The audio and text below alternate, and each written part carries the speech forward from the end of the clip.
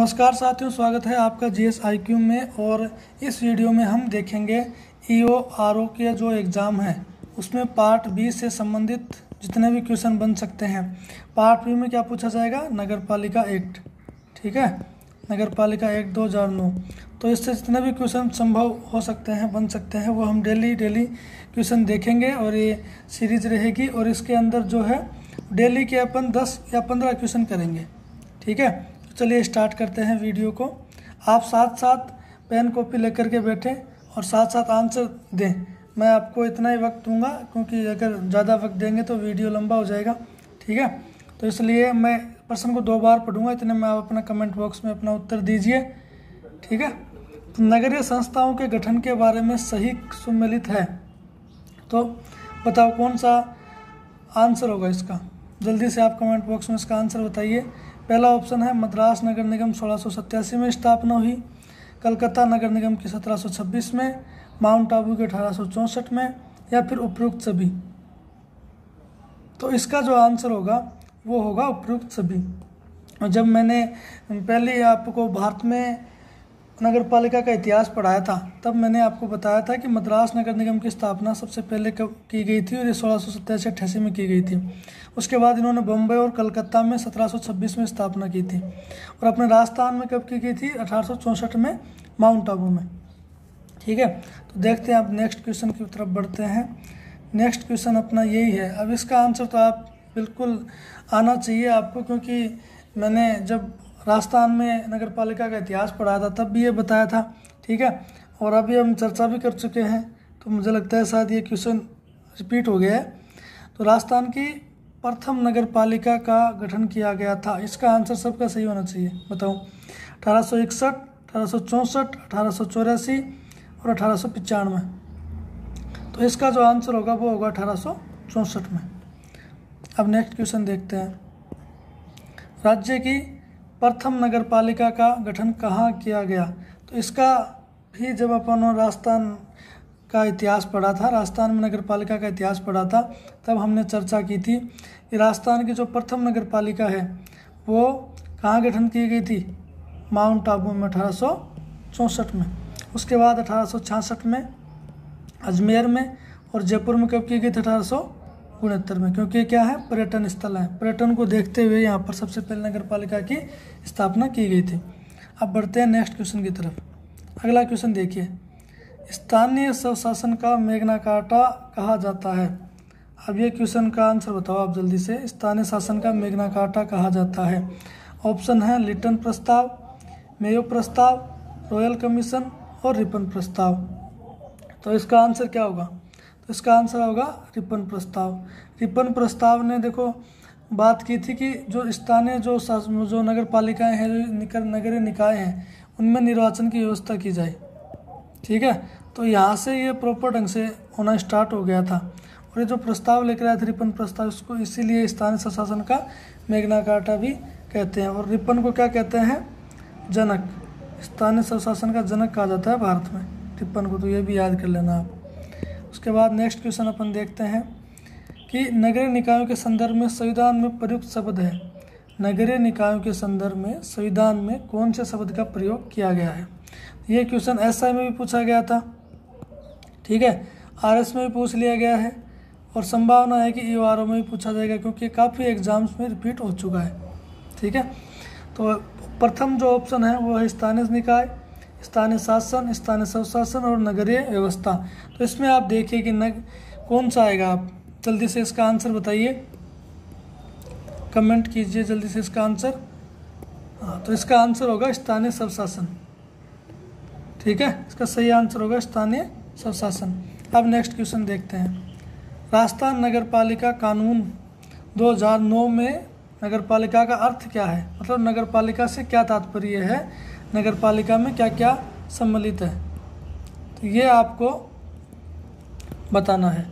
तो पहला ऑप्शन है केवल नगरपालिकाएं, केवल नगर परिषद, केवल नगर निगम, या उपयुक्त सभी। तो इसका आंसर जब मैंने आपको पढ़ाया था नगरपालिका के प्रकार, नगरपालिका के प्रकार पढ़े थे हमने, तो उसमें मैंने बताया था नगरपालिका के प्रकार आपको। तो नगरपालिका जैसे अगर किसी जनसंख्या 5 लाख से अधिक है तो वहाँ क्या हो जाएगा, नगर निगम। और जनसंख्या 1 से 5 लाख के बीच है तो नगर परिषद, और नगर पालिकाएँ 25 से 1 लाख के बीच हो तो यहाँ क्या हो जाएगा, नगर पालिकाएँ। तो ये जो है नगर निगम को क्या बोलते हैं, नगर पालिका फर्स्ट, नगर परिषद को नगर पालिका सेकंड, और इसको बोलते हैं नगर पालिका थर्ड। तो ये हो गए राजस्थान नगर पालिका के प्रकार। और जो कानून है 2009 उसमें नगर पालिका का अर्थ क्या दिया गया है, नगर पालिका के अर्थ में तीनों शामिल है। ठीक है, तो इसको आप ढंग से देख लें। अब नेक्स्ट क्वेश्चन देखते हैं। नेक्स्ट क्वेश्चन में आप बताओ कि राजस्थान नगर पालिका कानून 2009 के संदर्भ में अधिभोगी से क्या तात्पर्य है। ये अधिभोगी से क्या तात्पर्य है आप बताइए। ये नगर पालिका अध्याय, नगर पालिका जो एक्ट है उसमें अध्याय फर्स्ट है, अध्याय फर्स्ट की धारा 2 जिसमें दिए गए हैं क्या, परिभाषाएं, उसके अंदर ये शब्द दिए गए हैं, सबके अर्थ दिए गए हैं। तो आप बताइए कि अधिभोगी से क्या तात्पर्य है। अब आपके सामने ऑप्शन है, ऐसा व्यक्ति जो नगरीय क्षेत्र में संपत्ति धारण करता हो। ऑप्शन बी, ऐसा व्यक्ति जो भूमि या भवन का उपयोग करता हो। ऑप्शन सी, ऐसा व्यक्ति जो घृणोत्पादक पदार्थ बनाता हो। या फिर ऐसा व्यक्ति जो न्यूसेंस सर्जित करता हो। आप इसका आंसर बताइए। तो इसका आंसर होगा आंसर बी, ऐसा व्यक्ति जो भूमि का भवन का उपयोग करता हो।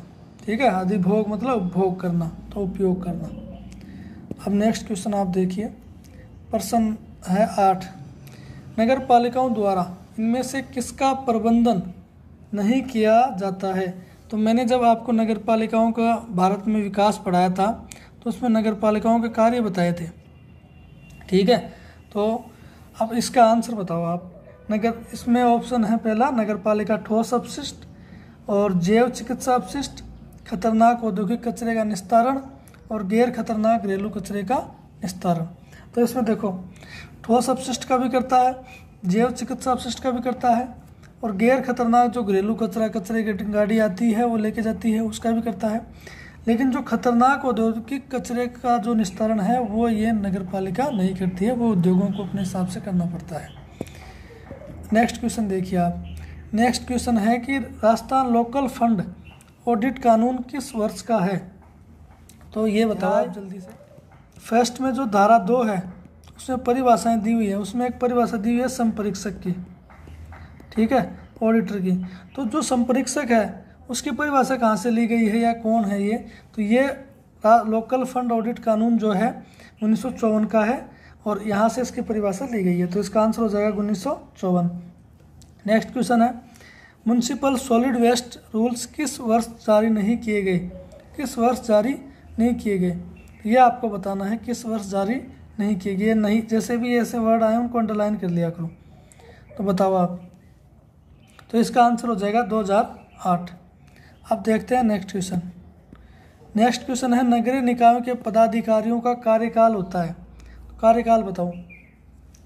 अब ये मत देख लेना कि यहाँ भी 5 वर्ष है, यहाँ भी 5 वर्ष है, लेकिन तो सब जगह 5 वर्ष है। लेकिन अपन एग्जाम में गलती क्या करते हैं, जल्दीबाजी में 5 वर्ष देखा निर्वाचन तिथि से 5 वर्ष और टिक कर देते हैं और आंसर क्या हो जाता है, गलत हो जाता है। तो आंसर को पूरा पढ़ें।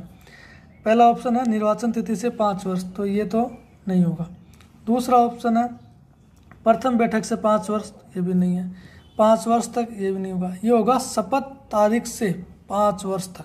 ठीक है, जिस दिन से वो शपथ लेगा उस तारीख से 5 वर्ष तक इसका क्या हो जाएगा, निर्वाचन कार्यकाल हो जाएगा। नगरीय निकायों के कार्यों का उल्लेख हुआ है कौन सी अनुसूची में। देखो 74वां नगरीय जो स्थानीय स्वशासन है उसके लिए 73वां और 74वां संविधान संशोधन किया गया था। तो 73वां तो था पंचायती राज के लिए और 74वां था नगरीय निकायों के लिए। तो इनको कुछ विषय दिए गए थे। ठीक है, और एक अनुसूची भी संविधान में जोड़ी गई थी। तो नगरीय निकायों के लिए कौन सी अनुसूची जोड़ी गई थी, ये आप बताओ। कौन सी अनुसूची जोड़ी थी, ऑप्शन आपके सामने है, इनके बारे में आप बताओ। तो पहला है 9वीं अनुसूची में, दूसरा 10वीं अनुसूची, सी ऑप्शन है 11वीं अनुसूची और डी ऑप्शन है 12वीं अनुसूची। तो आप ये इसका आंसर बताओ क्या आएगा। तो इसका आंसर आएगा 12वीं अनुसूची। ठीक है, और 11वीं अनुसूची में क्या जोड़ा गया है ये आप मुझे कमेंट बॉक्स में कमेंट करके बताएंगे। अब देखते हैं नेक्स्ट क्वेश्चन। नेक्स्ट क्वेश्चन पढ़िए ध्यान से। संविधान में नगरीय निकायों के कितने कार्य अधिसूचित हैं।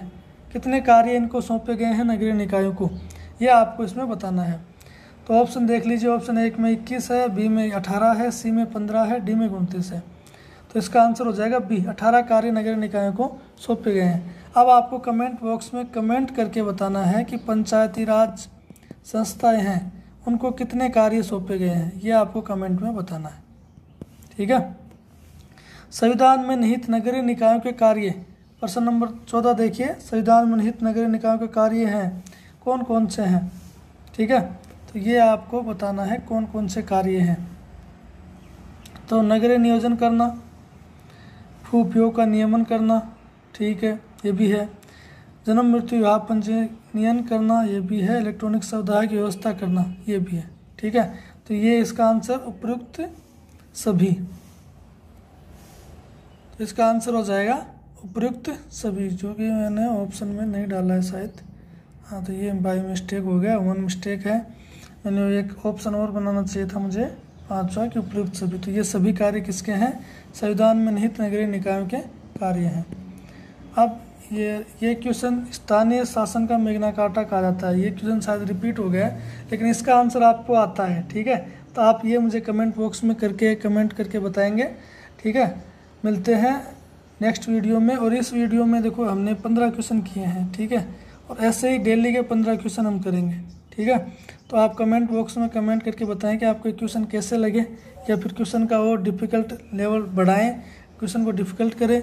ठीक है, या फिर थोड़े हार्ड क्वेश्चन बनाएं, कैसे क्या करें, या फिर थोड़ा इजी बनाएं। आप ये कमेंट बॉक्स में कमेंट करके बताएंगे। मिलते हैं नेक्स्ट वीडियो में। धन्यवाद।